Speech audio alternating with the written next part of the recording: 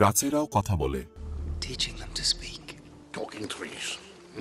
একে অন্যের খোঁজ নেয়, হুঁশিয়ার করে আসন্ন বিপদ থেকে। রীতিমতো ক্যামেরা বন্দী। এই প্রথম গাছেদের কথা বলা ধরা পড়ল ক্যামেরায়। রেকর্ড করলেন জাপানের বিজ্ঞানীরা। আজকের এই ভিডিওতে আমরা দেখাবো কিভাবে একে অপরের সঙ্গে কথা বলে গাছেরা। তার আগে আপনি যদি আমাদের এই চ্যানেলে নতুন হয়ে থাকেন তাহলে চ্যানেলটি সাবস্ক্রাইব করতে ভুলবেন না। আর যারা ইতিমধ্যেই সাবস্ক্রাইব করেছেন তাদের সবাইকে অনেক অনেক ধন্যবাদ। মহান আল্লাহ গাছকে মানুষের অন্যতম বন্ধু বানিয়েছেন। এই গাছেরও প্রাণ আছে, অনুভূতি আছে, এমনকি যোগাযোগ করারও ক্ষমতা আছে।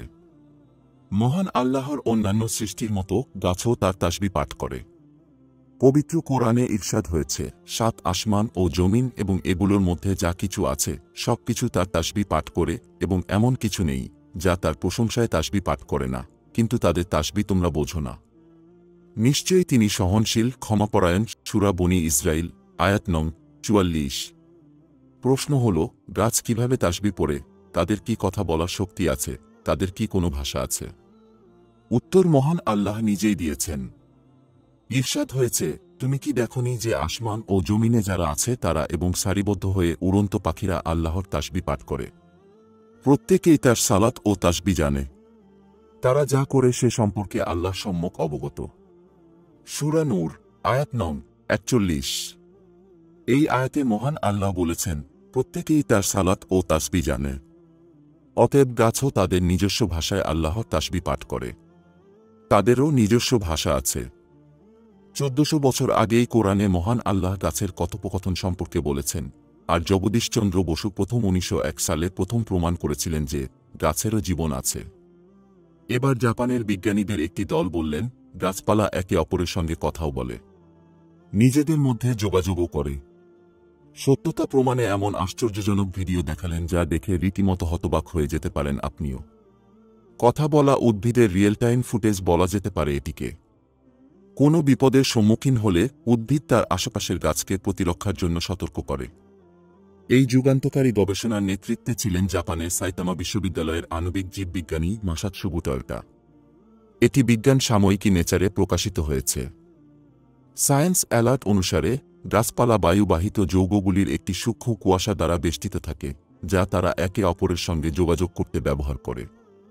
এই যৌগগুলি কাছাকাছি গাছপালাকে বিপদের আগে সতর্ক করে দেয়। জাপানি বিজ্ঞানীদের দ্বারা রেকর্ড করা ভিডিওগুলি দেখেই বোঝা গিয়েছে যে কিভাবে গাছপালা এই বায়ুবাহিত অ্যালার্ট বুঝতে পারে এবং যথাসময়ে প্রতিক্রিয়া জানায়। এরই পাশাপাশি কিভাবে একটি ক্ষতিগ্রস্ত উদ্ভিদ অন্যান্য ক্ষতিগ্রস্ত উদ্ভিদদের সঙ্গে কথা বলে কিংবা প্রতিক্রিয়া জানায় সেটিও আবিষ্কার করতে পেরেছেন বিজ্ঞানীরা। কিভাবে কথা বলা গাছের সত্যতা খুঁজে পেলেন বিজ্ঞানীরা?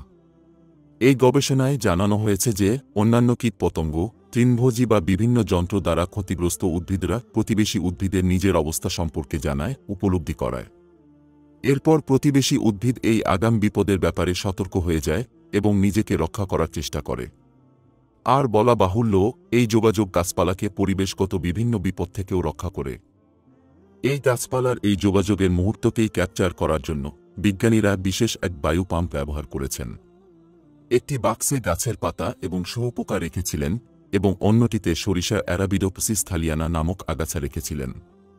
শুঁয়োপোকাকে টমেটো গাছ এবং অ্যারাবিডোপসিস থালিয়ানা থেকে কাটা পাতা খেতে দেওয়া হয়েছিল, এবং সেই বিপদ সংকেতগুলির দেখে অ্যারাবিডোপসিস উদ্ভিদ প্রতিক্রিয়া জানিয়েছিল। আর সেই মুহূর্তে ক্যাপচার করেছেন বিজ্ঞানীরা। এছাড়াও বিজ্ঞানীরা ওই পরীক্ষায় একটি বায়োসেন্সর যোগ করেছিলেন যা উজ্জ্বল সবুজ এবং ক্যালসিয়াম আয়ন শনাক্ত করেছিল। ভিডিওতে দেখা যায় ক্ষতিগ্রস্ত গাছগুলি আহত প্রতিবেশীদের বার্তা পেয়ে নিজেদের প্রসারিত পাতা সংকুচিত করে। এরপর ক্যালসিয়াম সংকেত পাঠিয়ে প্রতিক্রিয়া জানায়। ভিডিওটি প্রকাশ করে মিস্টার টয়োটা বলেন কখন, কোথায় এবং কিভাবে গাছপালা তাদের ক্ষতিগ্রস্ত প্রতিবেশীদের কাছ থেকে বায়ুবাহিত সতর্ক বার্তাতে সাড়া দেয় তার জটিল গল্প আমরা অবশেষে উন্মোচন করেছি। উল্লেখ্য, সাইতামা বিশ্ববিদ্যালয়ের আণবিক জীববিজ্ঞানী মাসাতসুগু টয়োটার নেতৃত্বে এই গুরুত্বপূর্ণ গবেষণাটি এর আগে নেচার কমিউনিকেশনস জার্নালে প্রকাশিত হয়েছিল।